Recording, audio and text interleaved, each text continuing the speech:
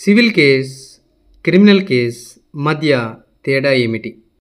హక్కులకు సంబంధించిన వివాదాల్ని civil cases అంటారు. సివిల్ కేసెస్లో కంపెన్సేషన్ కానీ రిలీఫ్ కానీ మనము అడగవచ్చు. క్రిమినల్ కేసెస్ సొసైటీలో జరిగే న్యూసెన్స్, అదేవిధంగా సంఘ విద్రోహక చర్యలు క్రిమినల్ కేసెస్ కిందికి వస్తాయి. క్రిమినల్ కేసెస్లో పనిష్మెంట్స్, ఇంప్రిజన్మెంట్, డెత్, పెనాల్టీస్, అది దోషి అయితే అక్విటల్గా బయటికి వచ్చే అవకాశం ఉంటుంది.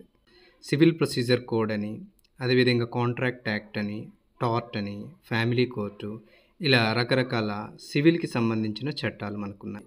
ఐపీసీ, సిఆర్పిసి, బిఎన్ఎస్, బిఎన్ఎస్ఎస్, ఇలా క్రిమినల్ చట్టాలు కూడా మనకు ఉన్నాయి.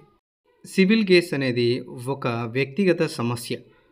దాంట్లో ప్లెయింటిఫ్ అనేవారు పిటిషన్ ఫైల్ చేస్తే డిఫెండెంట్ అనేవారు దాన్ని కంటెస్ట్ చేస్తారు.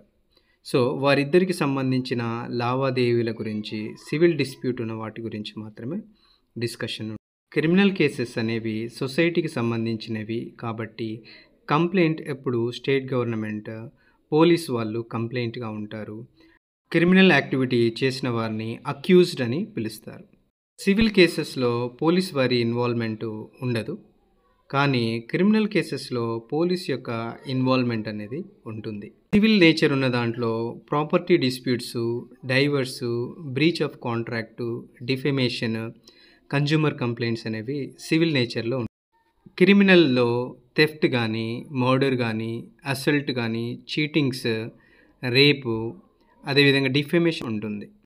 సివిల్ కేసులలో ప్లెయింటిఫ్కి, డిఫెండెంట్కి ఇద్దరికి సపరేట్ అడ్వకేట్ గారు ఉంటారు. కానీ క్రిమినల్ కేసులో అక్యూజ్డ్కి మాత్రమే ప్రైవేట్ అడ్వకేట్ ఉంటారు. ఎవరైతే కంప్లైంట్ చేశారో వాళ్ళకి పబ్లిక్ ప్రాసిక్యూటర్ గారు ఉంటారు. సో రెండిట్లో బర్డెన్ ఆఫ్ ప్రూఫ్ మాత్రం ఐదర్ సివిల్ డిస్ప్యూట్లో ప్లెయింట్ అండ్ డిఫెండెంట్కి, అదేవిధంగా క్రిమినల్ కేసెస్లో చూసినట్టయితే పోలీసు వారికి, అదేవిధంగా అక్యూజ్డ్కి వాళ్ళు ప్రొవైడ్ చేసే ఎవిడెన్స్, ఇన్వెస్టిగేషన్, విట్నెస్ ఆధారపడి బర్డెన్ ఆఫ్ ప్రూఫ్ అనేది ఉంటుంది. సో ఎవరైతే ప్రూవ్ చేశారో based on that it can be taken decision by the magistrate.